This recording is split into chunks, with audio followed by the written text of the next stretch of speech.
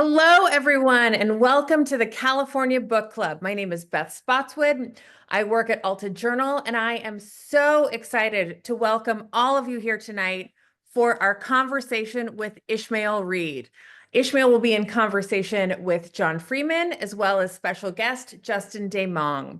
It is my job to just say hello, welcome. I can see our crowd filling in right now, and we are honored and delighted to have all of you joining us. Thank you for coming tonight.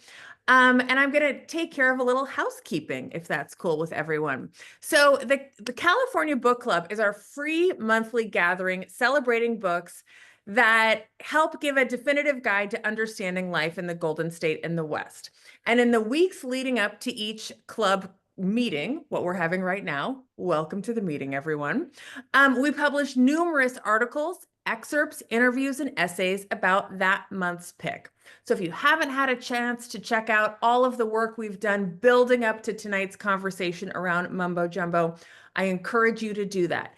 Don't worry, tonight's conversation will be recorded. And if you've registered for this event, it will be emailed to you. It will also be posted to californiabookclub.com. We're going to send you links to that, anything else fun that pops up tonight, links to where you can buy Mumbo Jumbo if you don't have it in hand already. We encourage you to do that.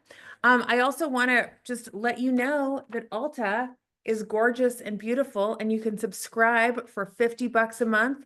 $50 gets you 4 gorgeous issues of Alta Journal, as well as a special gift. Right now, it is a collection of our cartoons that appear in the back. Ishmael Reed, presumably you all are existing fans or new fans, has been a contributor, a pretty regular contributor since the dawn of Alta Journal. So if you like what you see here tonight, I hope you'll consider supporting us with a membership. We have numerous partners throughout the state, who include the Los Angeles Public Library, San Francisco Public Library, Huntington USC Institute on California and the West, and incredible independent bookstores. We love our independent bookstore partners. So support independent bookstores, support your local library, support literary publications like Alta Journal. I'm going to turn this conversation over to John Freeman. I do want to encourage you, though, if you haven't already, to let us know where you're zooming in from in the chat. I see Arizona, Oregon, Seattle, upstate New York. It is so much fun. Oh, I'm sorry, $50 a year, Mary Rose. That's right, not $50 a month. It's $50 a year for Alta. Totally reasonable, and you get a special gift. I'll pop a link in the chat. So please do let us know. You can also ask questions. I will be funneling those to our interviewer, John Freeman, as the night goes on. We've also received some questions via email. We will try and get to as many of those as we can. Without further ado, I'm excited to hand the reins to my friend and colleague, John Freeman. Thanks, Beth. Hey, everybody. It's so nice to be here. Our guest tonight, Ishmael Reed, once said, when asked why he loved Dante so much, he said, a writer could put people in hell who weren't even dead yet. And that's when he realized how powerful writers could be. But there were many other ways to be powerful. There are ways to bring back religions long lost, the ways to put sounds together which have never been together, to splice cultures together which are often decided to be separate, and to put parts of a life together into one life as a writer that are always considered too many. Our guest, Ishmael Reed, is the poet, producer, educator, playwright, publisher, novelist, anthologist, cultural critic, lyricist, cartoonist, and the author of dozens of books, including the one we're going to talk about tonight, Mumbo Jumbo, but also several collections of poetry, novels which have turned the Western inside out, and as well as this one, have brought back old ways of believing in spirits. He is the only author that has been on this program to have a poem in the Oakland BART station. He's the only author on this program to ever have been sued by a Tabasco sauce. He's the only author on this program to have been a finalist for the National Book Award twice in 1 year for this book, Mumbo Jumbo, as well as a book of poems called Conjure. Speaking of titles, Conjure is one of them, but why the black hole Sings the Blues is another. Yellow Black Radio broke down. His second novel. This is someone with an amazing gift for just simple lyricism, reckless eyeballing as a collection of essays. I could go on, and the word list could take us into next week. But please join me in welcoming here Ishmael Reed to the California Book Club. Thank you. It's very nice to have you here. Rereading Mumbo Jumbo and reading the manifesto for Neo-Hoodoo, I wanted to ask a little bit about just the spiritual quest that this book is part of in your life, and when it really kicked off. Well, excuse me. We grew up in households where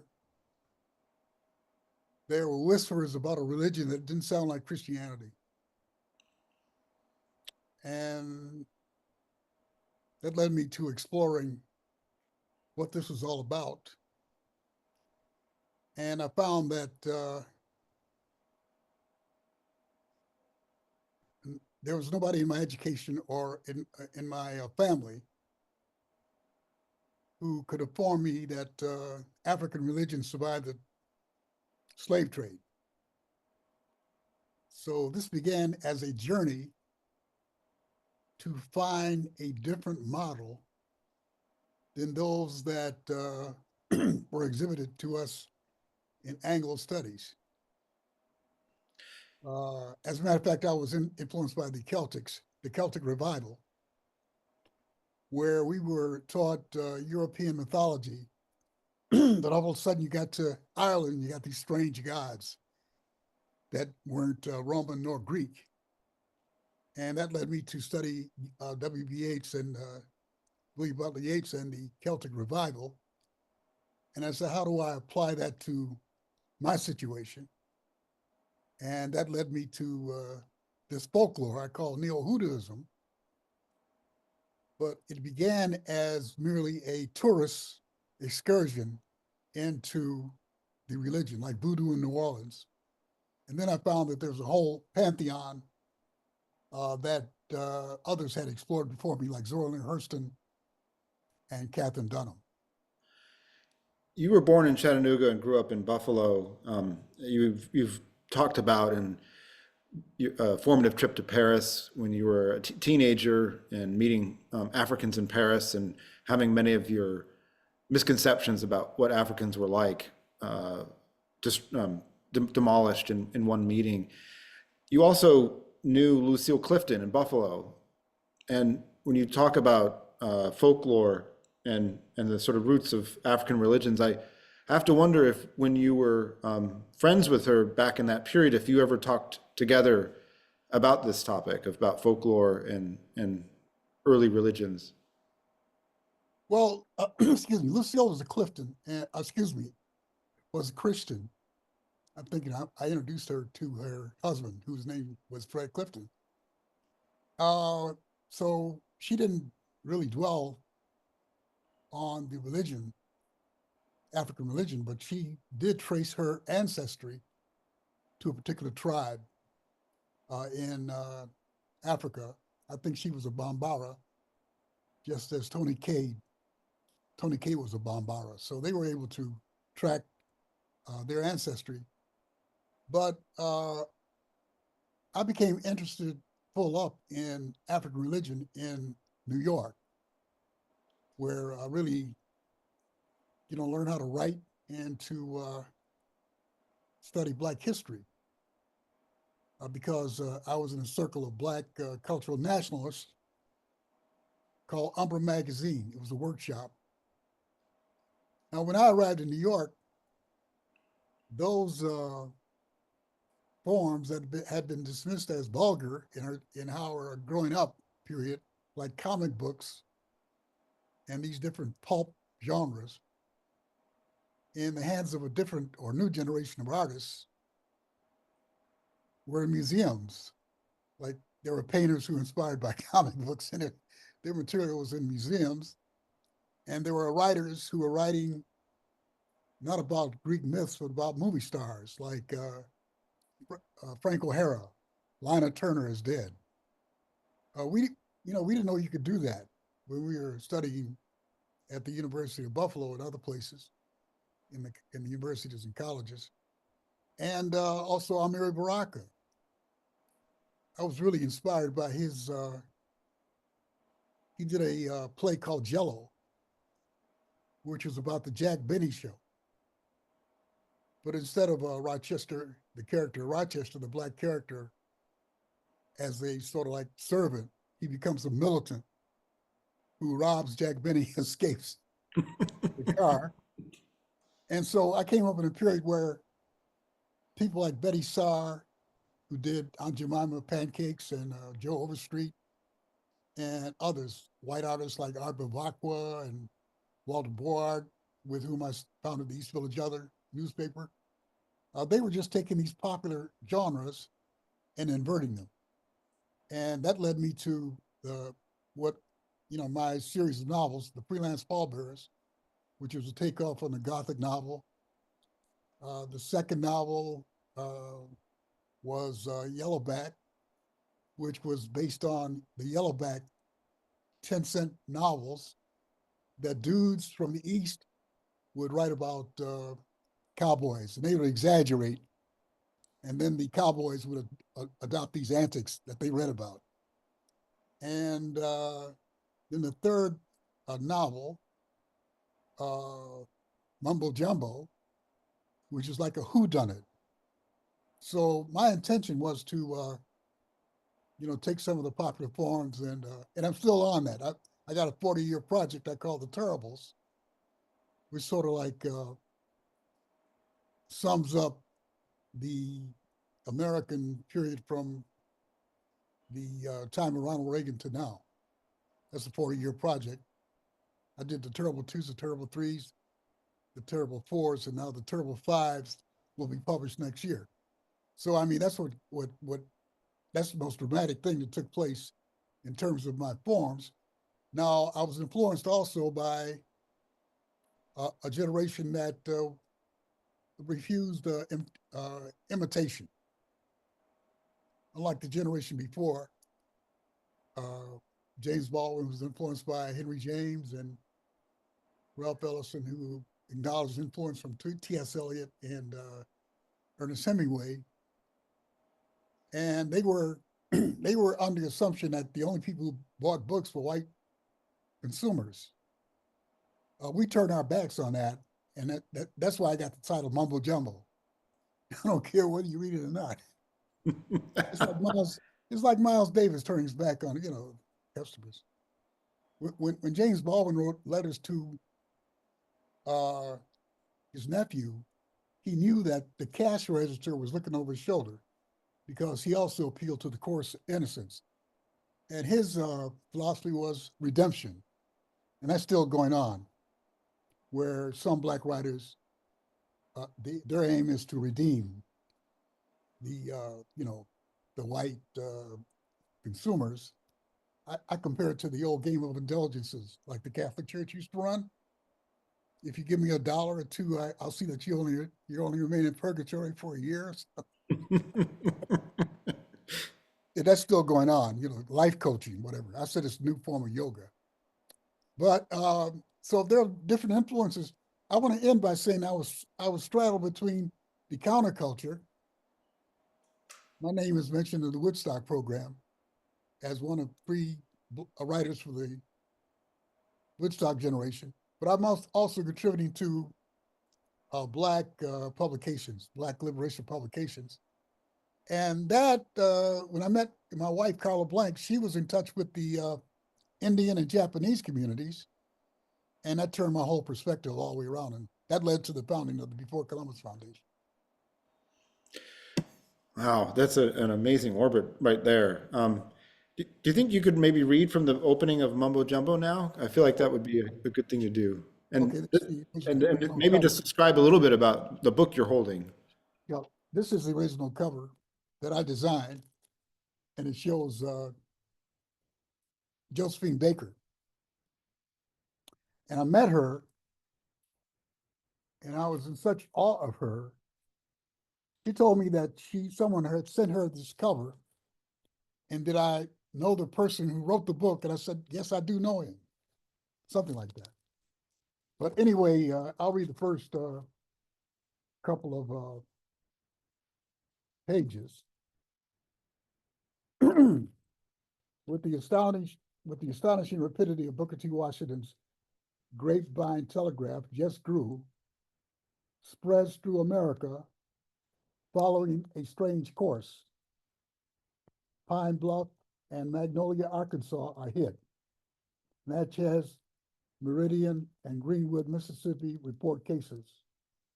Sporadic outbreaks occur in Nashville and Knoxville, Tennessee, as well as St. Louis, where the bumping and grinding caused the governor to call up the guard. A mighty influence, Jes Grew, infects all that it touches. The Jes Grew crisis was becoming acute. Compounding it, black, yellow, and red Mutafika were looting the museum, shipping the plunder back to where it came from. America, Europe's last hope, the protector of the archives of mankind's achievements, had come down with a bad case of Jes Grew and Mutafika too. Europe can no longer guard the fetishes of civilizations, which were placed in various centers of art detention located in New York City. Bootlegging, houses financed by robber barons, copper kings, oil magnates, tycoons, and gentlemen planners, dungeons for the treasures from Africa, South America, and Asia. The army devoted to guarding this booty is larger than those of most countries, justifiably so, because if these treasures got into the wrong hands, the countries from which they were stolen, there would be renewed enthusiasms for the icons of the aesthetically victimized civilizations. Charlie Parker, the Hungan, a word derived from Ghana, for where there was no master adept enough to award him the Asan, is born 1920 to 1930. That decade, which doesn't seem so much as part of American history as the hidden after hours of America, struggling to jam, to get through. Jes Grew carriers came to America because of cotton. Why cotton? American Indians often supplied all of their needs from one animal, the buffalo: food, shelter, clothing, even fuel. Inuits, the whale. Ancient Egyptians were able to nourish themselves from the olive tree and used it as a source of light, but Americans wanted to grow cotton. They could have raised soybeans, cattle, or hogs, the hogs or the feed for these animals. There was no excuse. Cotton was in some unusual thrill at seeing the black hands come into contact with the white crop. According to the astrologer Evangeline Adams, America is born at 3:03 on the 4th of July, Gemini rising. It is to be mercurial, restless, violent. It looks to the Philippines and calls gluttony the new frontier. It looks to South America and intervenes in the internal affairs of the nations. Piracy is termed bringing about stability. If the British prose style is Churchillian, America is the tobacco auctioneer, the Barker, Runyon, Lardner, Walter Winchell, traveling salesman who could sell the world the Brooklyn Bridge every day, can put anything over on you and convince you that tomatoes grow at the South Pole. If in the 1920s the British say the sun never sets on the British Empire, the American motto is, there's a sucker born every day. America is the smart adolescent who's been around and has his own hot rod. They attend these upstarts a disarmament conference in Washington and play diplomatic chicken with the British, advising them to scrap 4 hoods, including the pride of the British Navy, HMS King George V.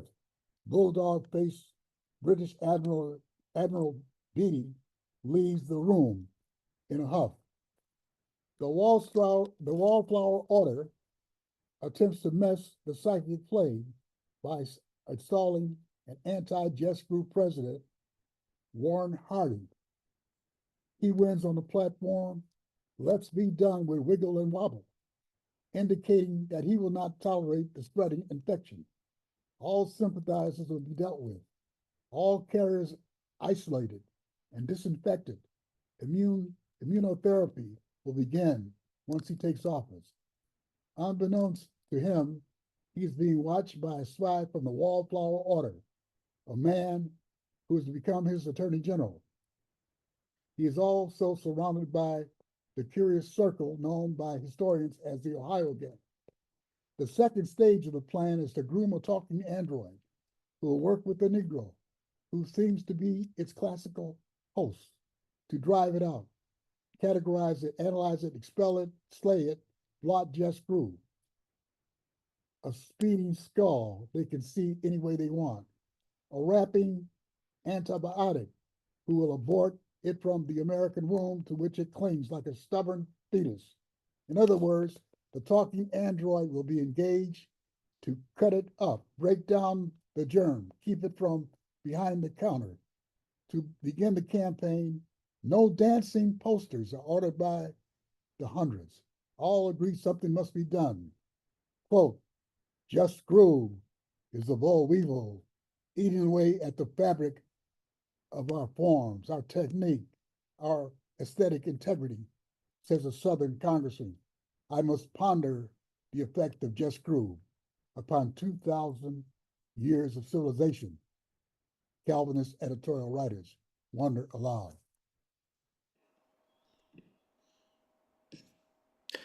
That's a sampling. It's an incredible setup. For anyone who hasn't read the book, I think that explains kind of where we are. This sort of virus just grew, spreading around, making people dance, thrust, have good times, but also appreciate Black culture. And it's going to be coming up against a group called the Wallflowers, a circuit of sorts, who are going to hire a internal resistor who's going to set up a magazine, whose name sounds quite a bit like Carl Van Vechten. Is that on purpose? I take the fifth on that. And your hero, your detective of sorts, PaPa LaBas. Can you say a little bit about him? What he comes from, what he means Well, to you? there's a character who appears in some music from New Orleans, early music, and he's identified as maybe a sort of like trickster figure. And their translation was Papa down here. He may be a figure of the devil, but this detective is sort of like runs the Loas. You know, he's like someone who calls down the spirits. They call them Loas in Haiti. And I was led to this discovery by a painter named Joe Overstreet. Matter of fact, he's got the Manil Gallery in Houston is doing a show of his in which he has something called Hoodoo Mandela. But I was visiting him in his studio, and he had these geometric designs. I said, you know, what on earth are those? And that led me from the tourist, just a tourist survey of this fragment of religion to a pantheon, because he says these geometric designs call down the spirits during a ceremony. And as a matter of fact, the Haitians might have borrowed that from the Native Americans who preceded them on the island. But when I saw this geometric design, I said, well, this is something that's more sophisticated than I've been led to believe. One of the people in the audience asked, you open it, it's 1920 in America, the Palmer raids have just happened. The cabaret laws have just been passed to shut dancing down in certain places. Jazz is going crazy. The Harlem Renaissance is about to begin or has already kicked off. And Pancho Savory, which asks, speak to what Mumbo Jumbo's argument is on the significance of the Harlem Renaissance. Well, excuse me. I think that the importance of the Harlem Renaissance, which begins downtown. Matter of fact, I've done some further research for a novel I'm writing. The Harlem Renaissance begins in the Tenderloin, which was this sort of like a red light district around the turn of the last century, around 1912, 14. And there's a lot of mixing going on because people are attracted to Black culture from different backgrounds. That's why when they talk about diversity, they're talking about Blacks. When they talk about woke, they mean this, is that Black culture attracts people from different backgrounds.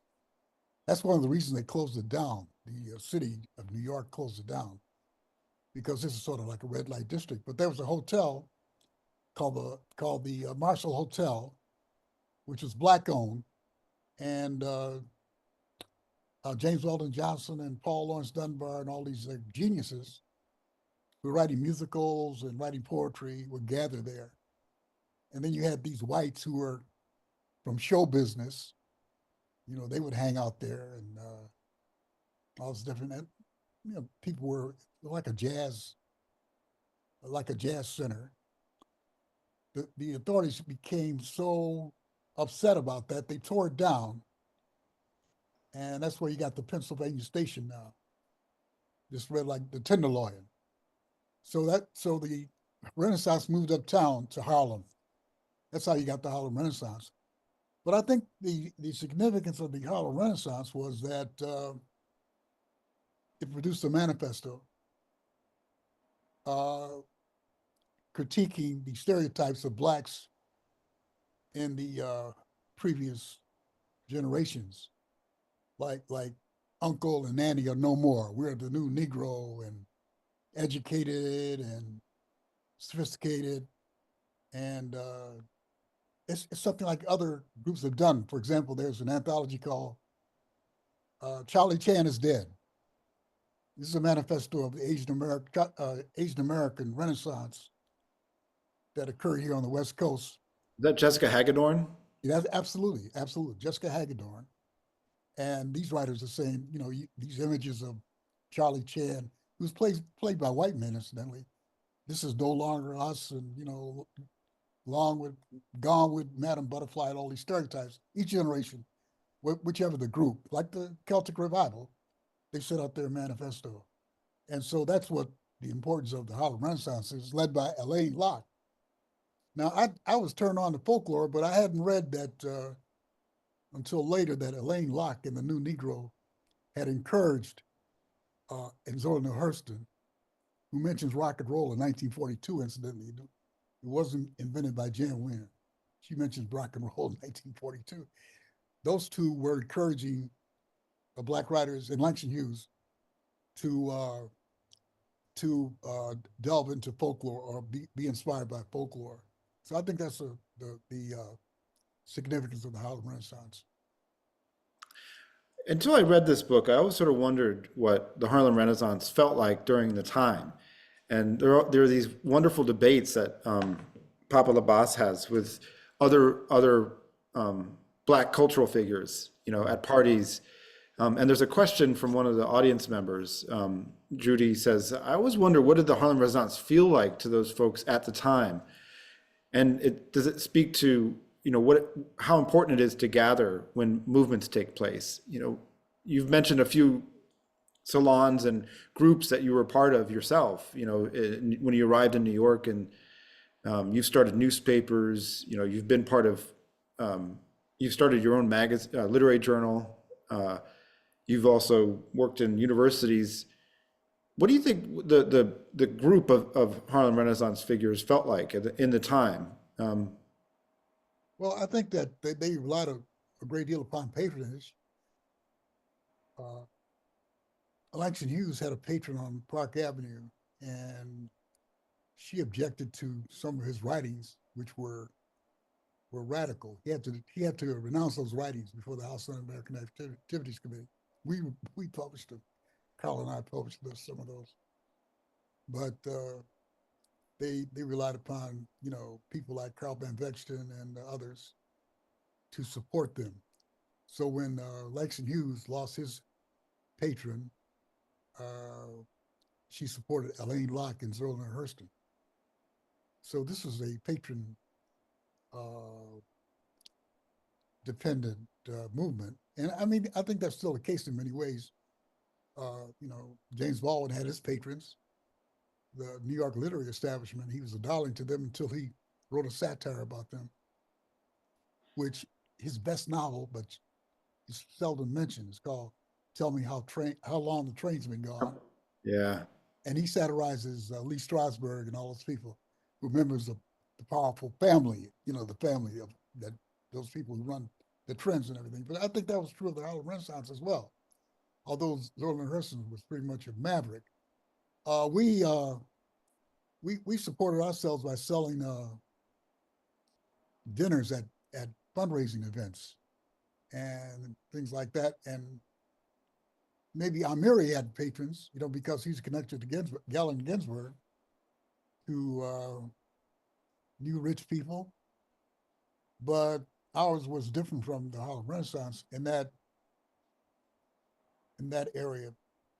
But I think the establishment feels very comfortable with the Harlem Renaissance because in the 1960s they got people who wanted revolution. I don't think the FBI paid as much attention to the Harlem Renaissance as they did to the Black arts movement of the 1960s. And I did read the report about the Black arts movement where they were under surveillance from the time they began until their demise.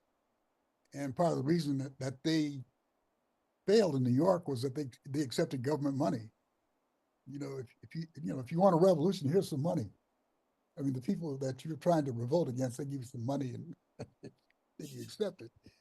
So that's what happened there. But I think the Black arts movement was quite different from the Harlem Renaissance, and probably was more toxic in that it was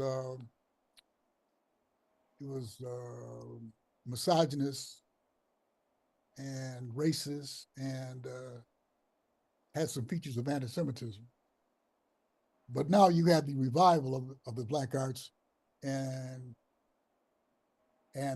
the person who began that, Kim McMillan, who lives in Merced, sort of like freed or detoxified the Black arts movement, so it's more respectable. And so people can write nice books about it and, say fancy things about it. And it's like reach the academy, which is what happens here. The people on the outside are accepted into the academy. Well, one of the things I admire, one of the many things I admire about your work and your life is that you've continuously built new institutions and new spaces, new magazines. You've published hundreds of writers. You've made it possible for people not to move to the center in order to do their work. And you've done some of this through the Before Columbus Foundation, which you founded. And I want to bring on the chair of this, Justin Desmangles, who's also the co-author of, with Jack Hirschman, of Passion, Provocation, and Prophecy, Pasolini Dossier, among many, many other things that he's up to. Justin, you want to ask some questions of Ishmael Reed? Oh, yes. Thank you so much, John. I appreciate that. Ishmael, how are you feeling? I'm doing fine. I'd like to get right into it. We don't have too much time. One of the key features that runs throughout the entire body of your work from the very beginning to the present time is the recovery and excavation of Black historical consciousness.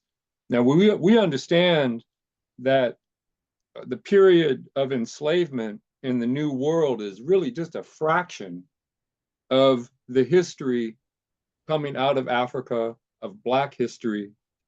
But we also understand that during the period of centuries of the development of the New World, that literacy for Blacks was something that was punishable by death, which I think gives a lot of insight into the contemporary controversies around education in the United States. But where I'm going with that is that much of the knowledge, or the archive of knowledge, ways of understanding the world that were coming through the culture of Black America, through the culture of the African and the New World, were sublimated into the music, which is very much at the center of Mumbo Jumbo. That is to say, the music created an archive which later found its way into text, which found its way into literacy.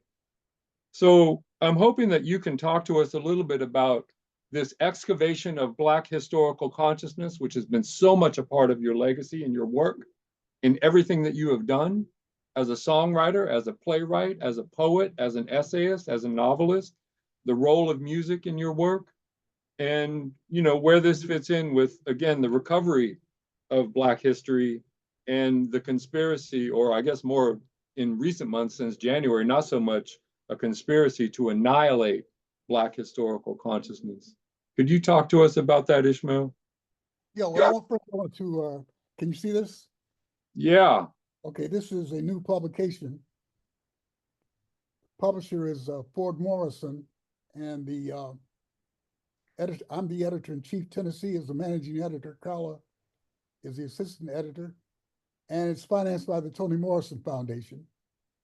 And though it's based in New York, we're able to get some West Coast contributors into the first issue, which is sold out, and you're among them.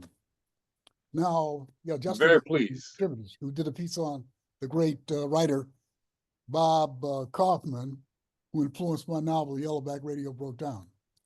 Now, to your question, I think that the idea of Jes Grew, based upon the origin of Aloha. Can you follow me? Because you're Haitian. Yes. Yes. Okay, Dorlner Hurston, or spirit, or someone who becomes like enshrined, or institution, or movement. Dorlner Hurston says nobody knows how this comes about. It's an X factor. And so the point I was making in Mumbo Jumbo was there's something about Black culture, like this eruption of a spirit, like rock and roll can be called Aloha. Yes. Ragtime or some of these other musical forms could be called Lois. They emerge, okay? There's something about Black culture that drives our country into mass hysteria. And this is what's happening now with this woke business. Now, these people who are in the past, who are very primitive by threatening, Blacks who had gained literacy with death, even. I know Martin Delaney's mother. Martin Delaney was one of the early 19th century Black novelists. His mother had to take him out of Maryland, I think it was, because they were for fear of arrest, because she was teaching her son how to read and write. That's right. So there's something about Black culture that causes problems. Now, in the 19th century, they use primitive methods. Now they give you rejection slips or remainder of your book. I had an essay that was recently declined by a major magazine. And I tried to explain what woke was. I mean, because people, Brett Stevens is one of the New York Times, is one of those who's had a nervous breakdown over woke. Woke will not prevail and all this. Woke was induced by William Melvin Kelly, the great novelist, as meaning the jazz musicians had a glossary that was so hidden that by the time the outsiders figured out like expression, an idiom like, can you dig it? They moved on to something else. That's how it starts out. And then you get these people from Harvard. Maybe these those right-wing guys come from Harvard, like that guy who's got that patch, who was part of the insurgency. He's from Harvard. Maybe they'll try to rescue Harvard now. But anyway, they got this guy Rufo and all these people. They mangle the language, the word soul, that it's been out of shape.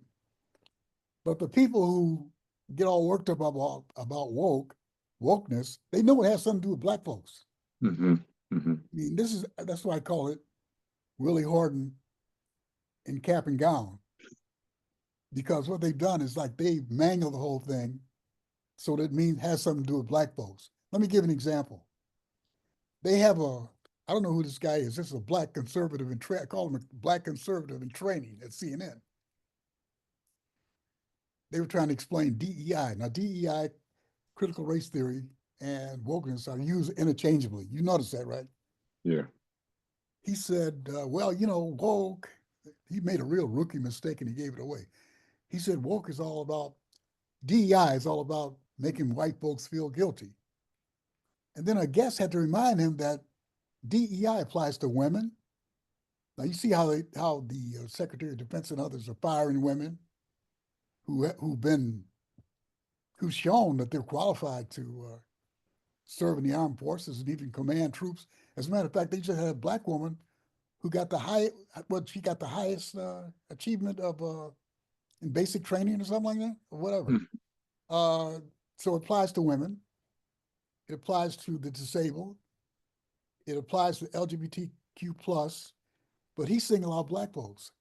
So these people who get all worked up about wokeness, they really know it has something to do with black folks. And this, would you agree, is very much sewn in, very tightly hewed to the morbid fear of the presence of African religion, which is also so much a part of the music as well? Because as a point you made earlier, the practice of African religion, to emphasize something you just said, is very, very open and receptive and supple to all of the cultures that interweave into it. It's integrated into the view that remains part of African religion in the Americas.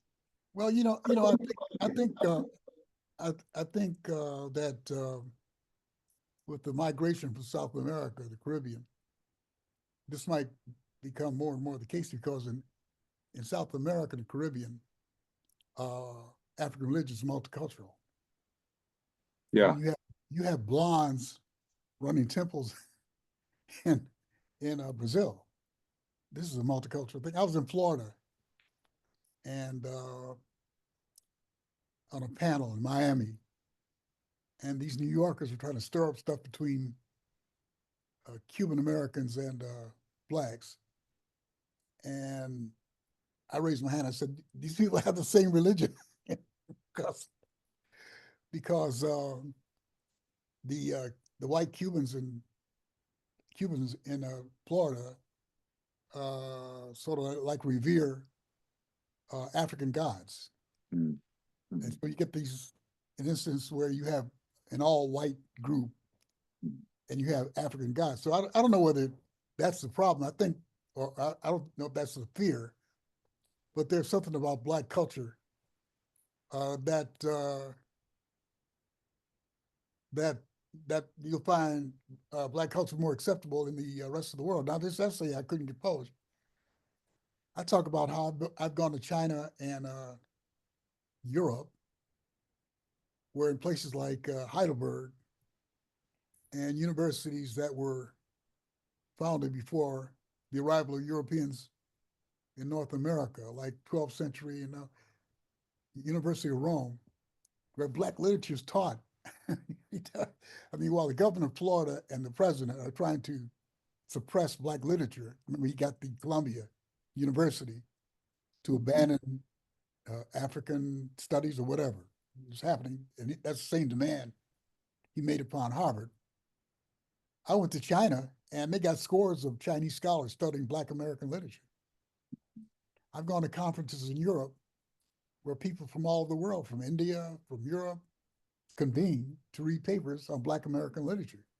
So while Black culture might be marginalized in the United States, it's part of the global mainstream, especially hip hop. You hear, I was my essay. I was talking about how Lithuania. I watch martial arts when I'm doing my bicycle. I get on my indoor bicycle, right, and I watch martial arts. In Lithuania, they have the combatants enter by hip hop music. In Bangkok, so hip hop is like a world music, but here it gets marginalized. Also, you know, they make a great deal about the Beatles, who admitted, at least they admitted, they were influenced by Black culture. You know, Little Richard and all those people, they admitted that they acknowledge that. So they always talk about, oh, this is really like you watch Morning Joe. Oh boy, you know, this is really an event. It's like Jesus entering Jerusalem on the back of an ass. The Beatles coming to New York. Well, Art Blakey, and the Messengers got that kind of reception in Tokyo. If you look at the film with Wayne Shaw, and I performed with our group in Tokyo, and jazz is like a mainstream music in Japan. So this is a problem with that's really becoming pathetic here in this country, is that they never will succeed in suppressing Black culture, which is what Mumbo Jumbo, if you want a headline, they will never succeed in suppressing Black culture. And it's always going to cause hysteria. If you read people like Bret Stephens and what's his comedian's name, Bill Maher, you think that Black studies have taken over the curriculum of American colleges. I said, all you have to do is pick up 6 catalogs. You see something in America's Western civilization is still in charge. You know, they have these little ethnic studies departments, and they have general, like a so-called Western civilization departments, like as big as General Motors. Yeah. But the paranoids, they tried to suppress Black drumming, didn't work. They tried to suppress the animal dances of ragtime, didn't work. They tried to suppress rock and roll, didn't work. On and on. On and on. So this is something pathetically tragic and comical at this point, and shows the decadence of what's happening to America, in that they will never succeed. You know, it's like DeSantis. He said Florida is where woke will come and die. Well, his campaign died. His political career died there. So there you go. So John Freeman's coming back. Ishmael, thank you again so much. And I'll be looking forward to talking to you again very soon. You've done a great job, Justin, and keeping us afloat before I coming. appreciate it so much. Thank you, Ishmael. Thank you, Justin. I have a question from the audience from Millicent Borges Accardi. She said, when I saw Miles Davis, I always thought he was turning his energy away from the audience, and he was at the same time conducting and embracing the musicians on stage to inspire and connect. Her question for you is, do you feel as a writer that you do both, conducting and creating? Well, you know, I think Miles Davis had a nasty temperament. And you know, you go around beating up Black people. But then I read T.J. English's book, Dangerous Rhythms, where he exposes the employers of the jazz musicians in New York who were part of organized crime. He never raised his hand against those guys. I just wanted to make that comment. I think that Miles learned that you get a lot of patrons when you insult them, and there is that side of consumer of marketing, And I think that he overshadowed a lot of trumpet players who were just as good. But he was able to get by with that mystique that he cultivated and his brand. And, you know, this belligerent front. So I don't compare myself to Miles Davis, although I admired his early work a lot. I don't hold the people who buy my books in contempt. Matter of fact, I learned from them. You've been talking with Justin to some degree about the fear. You have this great quote in the book, fear stalks the land, and then in parentheses, what else is new? And I love, one of the things I love so much about Mumbo Jumbo is it shows how fear is made up of repulsion and attraction. And you can see in the novel this desire, which is, it manifests in appropriation in one way, also to make money off Black culture, but also try to suppress it at the same time. And you've written about this in other forms, but one of the audience members has thrown a little mini bomb into this question, this Q&A, and Arlene Crawford says, "It has always seemed to me that Mel Brooks's movie Blazing Saddles was based on your novel Yellow Black Radio Broke Down. Did he consult you on that?" What happened was that, as a matter of fact, I cover this in the Terrible Fives, but what happened was that Richard Pryor read Yellowback in Berkeley because he spent his exile from Las Vegas in Berkeley for a few years. So we used to hang out with him. He'd come to the house. And we told him, you know, we were young and we were really full of ourselves. And I said, you know, we're on the cutting edge. And we told him, you can't bring that corny Las Vegas stuff up here. And so he said this changed his whole style of comedy. And he read Yellowback.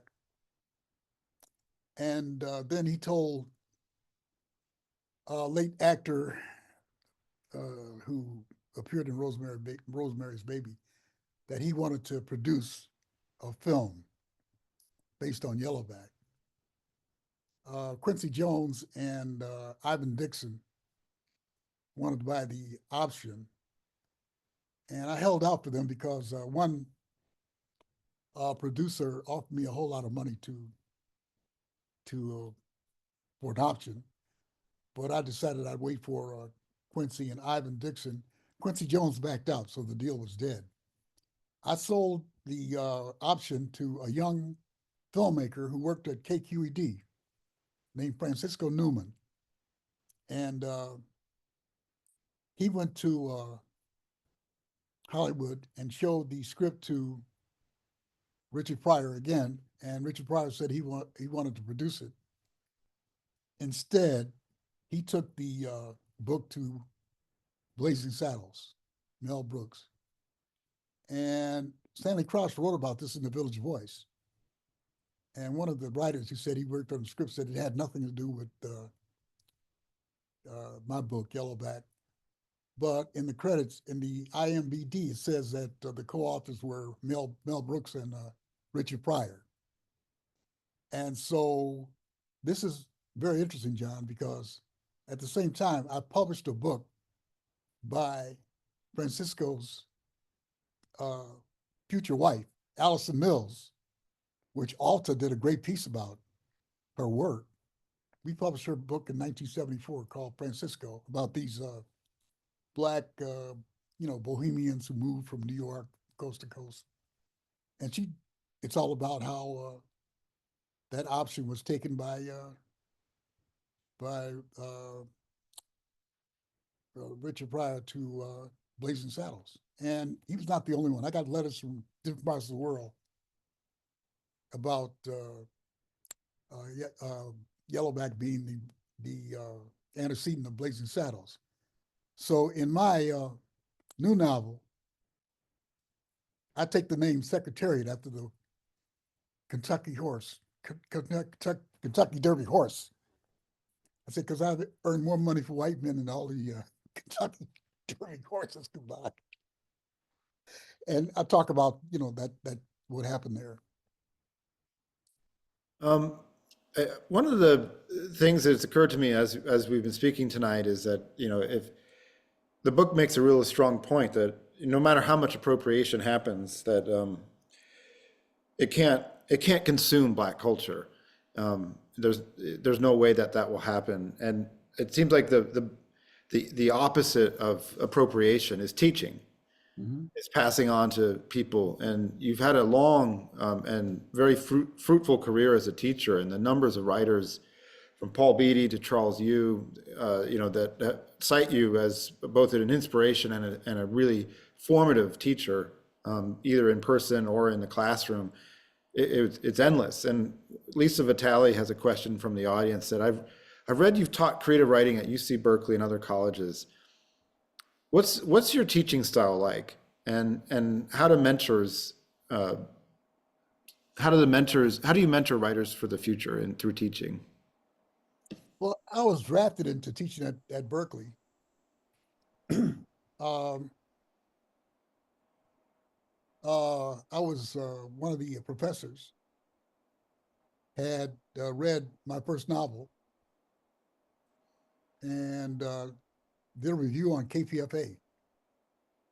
And he heard that I was in town and invited me to teach a course. And so when I came into teaching at Berkeley, I came in as an anthologist and not as an academic, because I had edited anthologies. And I found that some of those student writers wrote as well as anything being published. And so we started publishing anthologies in every class, every semester. And Al Young, the late Al Young, and I had a magazine called Yardbird Reader, and we published some students there. Like Terry McMillan, we published her for the first, she was in my class. And I just wrote the introduction to her new book of short stories, where I talk about one of the short stories was published by Yardbird, one of her most important short stories. We published Mona Simpson, who's now the publisher of the Paris Review, Bryn Saito, who teaches at University at Fresno, University of California, Fresno, and Corey Rosen, a number of writers. We published for the first time because we had this idea of publishing chapbooks by students and by in our Yardbird magazine. As a matter of fact, one of the leaders of the feminist Israeli avant-garde said that she was in my class. We published her. So that was my approach to teaching, was looking for talent. And so, John, this is very interesting. Carla Blank and I did an anthology called Powwow. And we included some of the student writers, as well as the established writers. And so I went to the National Council of Teachers of English, and I read a poem by a student, I read a poem by a canonized writer. And I asked which was which. And 50% said the student was a canonized writer, and 50% said the canonized writer was a student. So there you go. Oh, well, we're right at 6 o'clock. I want to ask two really fast questions, Sure. and maybe prevail on you to read a poem, and then we'll get out just a few seconds late. Okay. One of them is really, what do you think the difference between early Harlem Renaissance writers like Paul Laurence Dunbar and W.E.B. Du Bois, and the later ones like Hurston and Hughes were? Do you have any thoughts about that? Well, I think Du Bois, Paul Laurence Dunbar was more versatile than some of the others because he wrote for Broadway and wrote for newspapers. As a matter of fact, he had a thing called, I think it was a Dayton Tatler newspaper that was partially financed by one of the Wright brothers. So he had a lot of, I think Du Bois, I have mixed notions about Du Bois, although I admire Black Reconstruction, which is a masterpiece. I think the later writers were probably more imitative than the writers of the Black arts movement and tried to maybe imitate those models. But Langston Hughes, I think Langston Hughes is probably one of the most important because he was always contemporary. He looked out for us. He's responsible for my first novel being published, The Really? Freelance Heroes. Yeah. He's a hip. I said, I want to be like him when I'm an old guy, I guess right now. He said that last note I got from him was he wanted to have a drink at Max's Kansas City, like the hip place at the time, you know? So he kept up and he encouraged us. So you had two members of that older generation. Some of them, like Ellison, wanted to stamp down any of the rising competition, those who would threaten his place in the literary pantheon of New York. And you had Langston Hughes who helped us. And I think I'm more like a Langston Hughes guy because I live in a Black neighborhood as he did. And I try to help younger writers, which was his way of doing things. Janet Rodriguez, who's a writer, sent in a couple questions, one of which I think might be a good one to end on here. She says, your name means God hears. And she said that's kind of an interesting element for a guy writing a book, considering, you know, people practicing voodoo and embracing, you know, suppressed methods of religion and spirituality. She said, did you hear the novel before you wrote it? Well, that's a good question. I think that I think maybe the actual act of using the word processor or whatever is to write down things that have been going on in your head for a long time. This poem that the New Yorker is going to publish has lines that have been roaming around my head for years, based upon a poem that Yeats wrote about the aged man, the heart of an aged man being tied to a dying animal in his sailing to Byzantium. And so I do like a sort of like a fugue based on that poem. But that the lines have been going around. I mean, I've been thinking about those lines since I was 18. And I talk about how when you're 18, given the mortality rates of people of your kind, people who are like you never think you'd reach that point. But, you know, there it is. As a few years ago. Yes. So the poem will be published soon in the New York. Can you give us a preview of it? Well, it's called Fugue. And the point was that when I was taking my classes at the University of Buffalo, I woke up when they got to the Irish poets because their poems read like sheet music. And I recall that Joyce was a tenor who sang. And at one point, Joyce called one of his short stories a fugue. And I played a fugue. Try to play a fugue, maybe not every day, but I try to do a Bach fugue on the piano. And it sort of like winds around like that. And it has some modern allusions, like Dos Ecos, that beer, and some TV things all mixed up with some classical allusions like the icons in Byzantium and all this kind. You know, you jumble all this stuff up, mix it all up. Do you know what issue it's going to appear in yet? I don't know, but it'll be out soon. Well, you've got a novel on the way. You've got a poem about to come out. It's been an enormously enjoyable hour to spend with you. Thank you very much. And thank you to all the questions from the very, very engaged audience. Well, I appreciate it. We really, really have enjoyed this time and rereading your book. And if you haven't read Mumbo Jumbo, it's as relevant as it was in 1972 and in 1920 before it was written. I think Beth is going to come on now to tell everyone where they can go to find the recording of this and so on. You Well, can John, go. thank John, and thank Alta for continuing to publish me. Yeah, well, they better keep it up. It sounds like they have plenty to pick from. I'm not allowed to say anything, but plans are in the works. Ishmael knows. Thank you all so much for coming tonight. And of course, Ishmael Reed, it is an honor to have you as well as Justin and John. Incredible.